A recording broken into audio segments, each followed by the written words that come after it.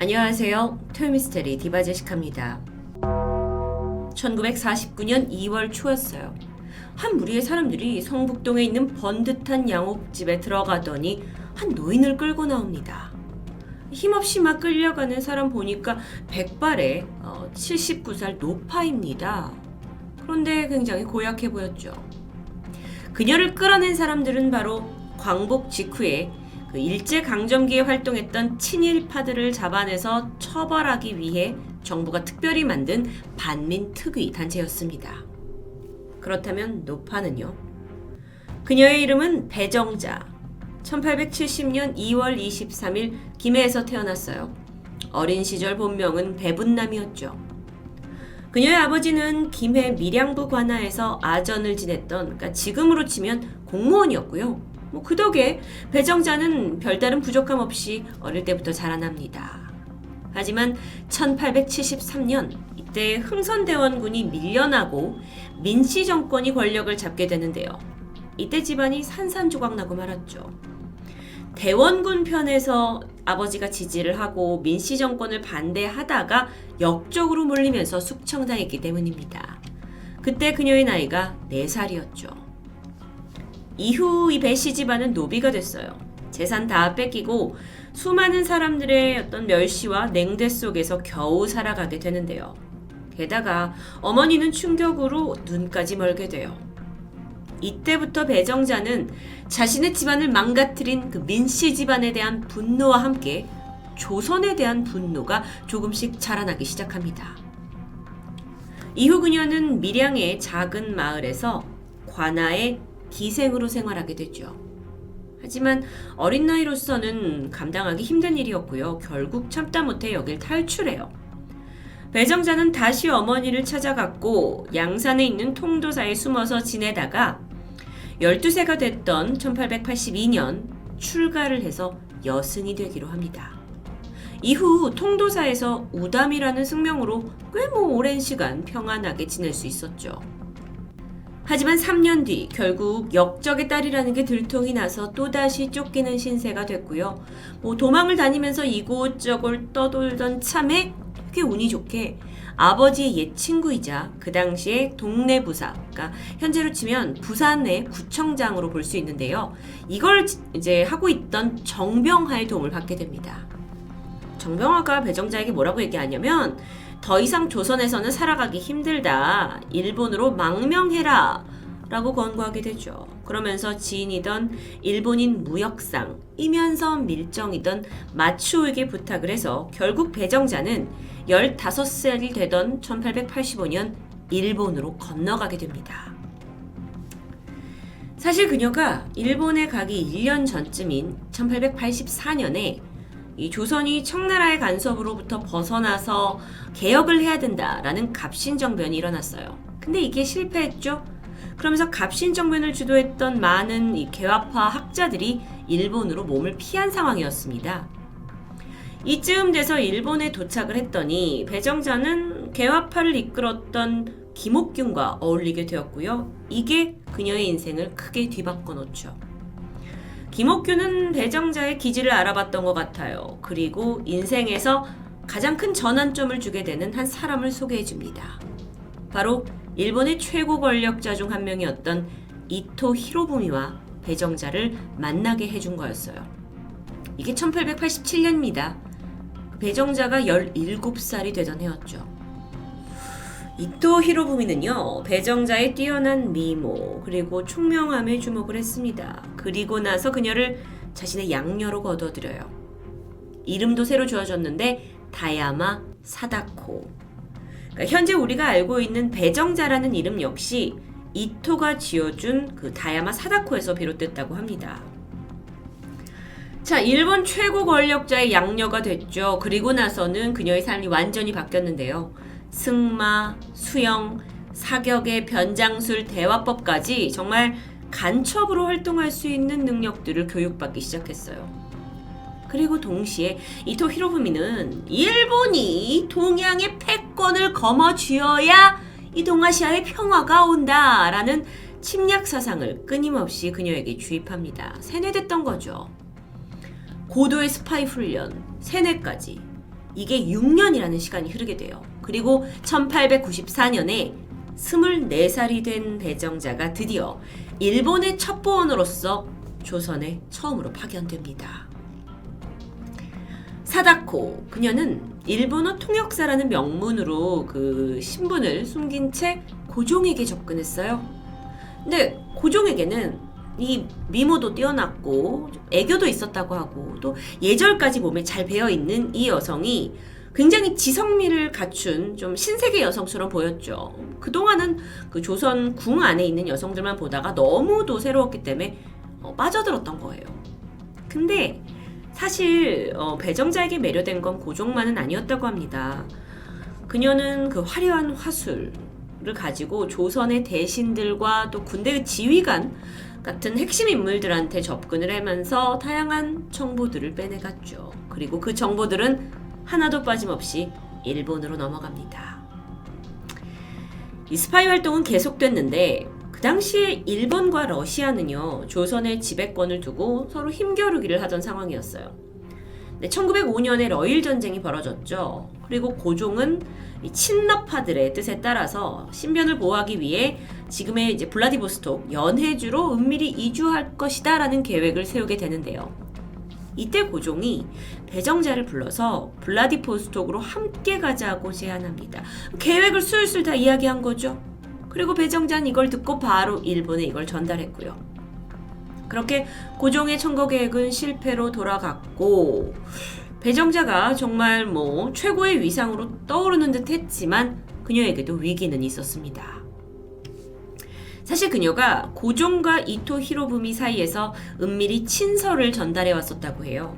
왜 그랬냐면 고종이 워낙 러일 전쟁, 그러니까 러시아와 일본의 세력 싸움 중에서 누가 이길지 승패를 예측하기 어려워요. 그런 와중에 일본과의 관계를 좀 우호적으로 만들고 싶어 했었는데요. 그러면서 이제 밀서가 왔다 갔다 했고 그러다 이토 히로부미가 고종한테 전달한 내용이 뭐였냐? 조선이 러시아한테 계속 협력하면 앞으로 어떤 불이익이 있더라도 너넨 감수해야 돼 라는 약간 경고성 협박이 도착합니다. 한나라의 왕한테요. 이후에 이 내용이 밝혀지면서 아니 그럼 이거 누가 전달했어? 보니까 배정자. 그러니까 내각에서는 이게 황제에 대한 능욕 아니냐 그래서 배정자를 처벌해야 된다라고 간언이 올라옵니다. 이걸 피할 수 없었어요. 그래서 배정자는 부산 앞바다에 있는 절영도로 3년간 귀양 신세를 가게 되죠. 그런데 그 유배 생활은 오래가지 않았습니다. 결국 일본이 러일 전쟁에서 승리하게 돼요. 그러자 이토 히로부미가 당당하게 내 양녀다, 내 딸이다, 배정자를 사면해라 라고 요청했고 그녀는 의기양양하게 한양으로 돌아옵니다. 이후에는 조선과 일본이 을사늑약을 맺었죠. 그리고 이토 히로부미가 통감으로 부인을 합니다. 최고 권력을 등에 업은 거예요.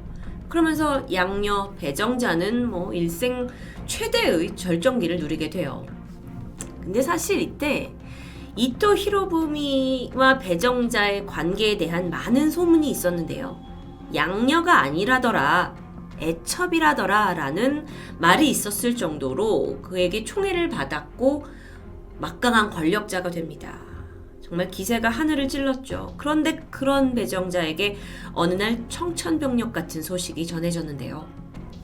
1909년 자신의 정신적 지주였던 이토 히로부미가 안중근 의사에게 암살당한 겁니다. 이게 이제 우리에겐 역사적으로 굉장히 중요한 사건이잖아요. 그런데 당시에 이걸 들은 배정자는 며칠간 식음을 전폐할 정도로 슬퍼했고요. 이때부터 조선에 대한 반감은 더욱 커졌다고 전해지죠. 그렇게 이토 히로부미가 죽은 후에도 배정자는 스파이 행각을 멈추지 않았어요. 1920년에는 만주 하얼빈에 있는 일본 총영사관 직원으로 가게 되는데 그러면서 이 만주 지역에 있던 독립군한테 접근을 해서 중요한 정보를 빼오고 이걸 또 일본에 넘겼죠. 1919년에 조선의 여성 독립운동가 하란사라는 분이 계신데 이분이 북경에서 의문사를 당하게 됩니다. 그런데 이게 배정자의 짓이라는 설이 전해지고 있을 정도예요. 또 약간 여담인데요. 배정자가 임무를 수행할 때 암호명이 있었어요. 그 암호명이 흑치마. 그래서 지금까지도 배정자 하면 흑치마라는 수식어가 따라다닐 정도죠. 자, 그러던 중에 그녀의 밀정 행각을 눈치챈 독립투사 쪽에서 처단해야 된다 하고 처단 1호로 그녀를 지목하게 돼요. 그리고 결국 암살 위협이 계속되니까 하면서 1927년 57세의 나이로 스파이에서 밀정에서 은퇴하시게 되죠. 그런데 일본이 당시 우리를 아직 점령하고 있을 때잖아요. 총독부에서는 대단하다면서 공로를 인정해야 된다 하면서 600평에 달하는 토지와 봉급을 지급했고 그녀가 남은 평생 편안한 삶을 살도록 지원해줍니다. 그렇게 은퇴하고 나서 10년 넘게 조용히 지냈어요. 그랬던 그녀가 다시 한번 추악한 반역 행위를 시작합니다. 이게 아주 정말 기가 막힌데요. 태평양 전쟁이 발발했죠. 그리고 일본이 조선에서 여성들을 착출해서 위안소라는 곳에 보내는 일이 있었던 거 아시죠? 거기에 업무를 도왔던 겁니다. 그 당시 배정자의 나이가 70세예요. 조선에 있던 여성들을 해서 이쪽으로 보내주는 그러니까 중간 브로커 역할을 한 거죠. 그리고 이 대가로 일본군에게 상당한 금품을 하사받습니다. 배정자가 이렇게 말해요. 나의 조국 일본의 장정들이 고생하는 게 너무 마음이 아프다. 조선의 여성들을 모아서 위안부 노릇할 것을 내가 강요해야 했다. 같은 여성으로서 또 같은 조선인으로서 어떻게 이렇게 끔찍한 짓을 저지를 수 있었을까요? 어쩌면 그녀는 평생 자신을 조선 사람이라고 생각하지 않았을 수도 있습니다. 그러다 1945년 광복이 됐죠. 배정자는 자취를 감췄어요. 붙잡힐 게 두려웠겠죠. 그래서 야산에서 숨어지겠다고 하는데 이후에 대한민국 정부가 수립이 됐고 1949년 반민특위단체가 구성이 되면서 배정자도 구속된 겁니다. 이때 당시에 이제 친일파 여성으로 구속된 여성이 총 6명이었다고 해요. 그런데 배정자는 이 중에서도 가장 악랄한 밀정이다 라고 평가가 되면서 제일 먼저 구속됐습니다. 그런데 여기서 이제 해피엔딩이 됐어야 했는데 그 당시에 혼란한 상황 속에 정치적인 이유로 반민특위가 해산이 됐죠. 그리고 너무도 허무하게도 배정자는 유유히 추록합니다. 그리고 그 뒤로도 별 탈 없는 삶을 살다가 1951년 2월 한국전쟁이 한창이던 때 82살의 나이로 눈을 감았습니다. 배정자라는 이름이 많은 분들에게 좀 낯설 수도 있는데요. 사실 그녀의 삶은 영화로도 책으로도 조명된 적이 있습니다. 영화 각시탈의 최홍주 그리고 영화 가비의 사다코 이 캐릭터가 그녀를 모티브로 했을 만큼 정말 친일파 스파이 중에 굉장히 대표적인 사람으로 불릴 수 있어요. 근데 일각에서는요. 이런 스파이 활동이 사실 배정자 본인이 좀 부풀린 게 과장한 게 있다라는 이야기도 있습니다. 그녀가 말했던 언급했던 사건들의 연도가 정확히 맞지 않고 또 고종호한테 그렇게 총애를 받아서 제 집 드나들듯 궁을 드나들었는데 그럼에도 불구하고 고종실록에는 한 줄도 없다라는 점. 그리고 이토 히로부미의 양녀라고 했는데 그 증거, 어떤 서류적인 증거를 얘기한 거겠죠. 그게 없다라는 점에서 어쩌면 자기는 그냥 일반 친일파가 아닌 대단한 친일파로서 자신을 포장하고 싶어서 과장했다는 의혹을 받게 됩니다. 게다가 배정자가 그 저령도로 유배를 당했다고 했었잖아요. 근데 그쪽이 이제 일본하고 굉장히 교육이 활발한 곳이었다고 해요. 그런데 거기에다가 친일 성향이 강한 배정자를 보낸 게 좀 상식적으로 말이 되지 않는다라는 주장도 있습니다. 좀 그럴듯하죠. 이제는 배정자가 죽은 지 오래됐기 때문에 사실 여부를 그녀 입으로 확인할 수는 없겠지만 분명한 게 있어요. 그녀의 이름 석자 배정자는 친일파 99인 그리고 실록 친일파 또 친일 반민족 행위 진상규명 보고서에 명확히 기재되어 있다는 것이죠. 이 사담인데요. 악명 높은 친일 행각만큼이나 남성 편력 역시 대단했다고 해요. 3번의 결혼과 이혼, 그때 당시에는 흔한 일이 아니었겠죠. 이후에도 7명의 남성과 동거를 하면서 끊임없이 연문을 뿌리고 다녔다고 하는데요. 그 당시에 상당히 주목을 좀 받았던 것 같습니다. 물론 스파이 활동의 일환이기도 했지만 51세에는 시베리아에서 마적단의 두목과 동거를 했고, 또 55살 때는 30살 연하인 25살 일본인 경찰과 동거했다라는 이야기도 전해집니다. 배정자, 참 많은 별명이 있는 사람입니다. 요망한 꽃이라는 뜻의 요화 배정자로 불리기도 하고요. 그 세계적인 여성 스파이의 이름을 따서 조선의 마타하리라고 불리기도 했고요. 게다가 여자 이완용이라는 것도 붙습니다. 배정자한테 지켜야 될 윤리나 규범 따윈 없었죠. 그저 배신과 배반, 그리고 나만 편하게 살아남으면 돼 라는 이기심으로 가득했던 삶은 아닐까요? 마지막까지도 친일에 대해서 당당했던 그녀였기 때문에 지금까지 우리의 미움의 대상이 되는 건 아닐까 싶습니다. 토요미스테리 디바제시카입니다.